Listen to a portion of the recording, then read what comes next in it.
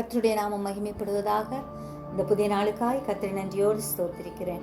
இந்த புதிய நாளின் தியானத்துக்காய் எடுத்துக்கொண்ட வசனம் ரோமர் 15வது அதிகாரம் 13வது வசனம். பரிசுத்த ஆவியின் பலத்தினாலே உங்களுக்கு நம்பிக்கை பெருகும்படிக்கு நம்பிக்கையின் தேவன் விசுவாசத்தினால் உண்டாகும் எல்லாவித சந்தோஷத்தினாலும் சமாதானத்தினாலும் உங்களை நிரப்புவாராக. ஆம், நம்பிக்கையின் தேவன் நம்மோடே கூட இருக்கிறார். தேவ அன்பு நம் இருதயங்களிலே ஊற்றப்பட்டு இருப்பதினாலே ஆண்டவர் மீது நாம் வைத்திருக்கிற அன்பு ஒரு நாளும் நம்மை வெட்கப்படுத்தாது. அந்த நம்பிக்கையிலே நாம் ரட்சிக்கப்பட்டு இருக்கிறோம்.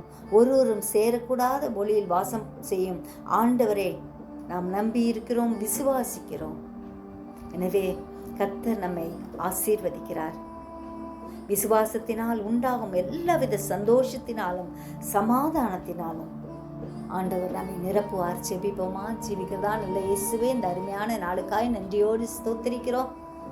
சமாதானத்தின் தேவன் எங்களோடு கூட இருக்கிறபடியால் நன்றி ஆண்டவரே.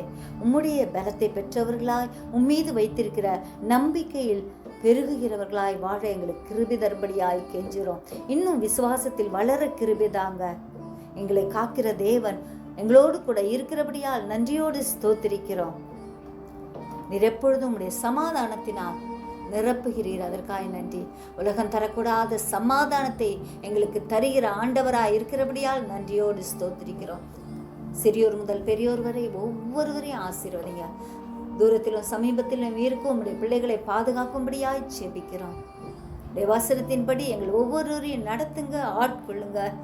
உடைய கிருபை பெருகட்டும். உடைய கருத்துல பூர்ணமாய் எங்களை தாழ்த்தி ஒப்பு கொடுக்கிறோம்.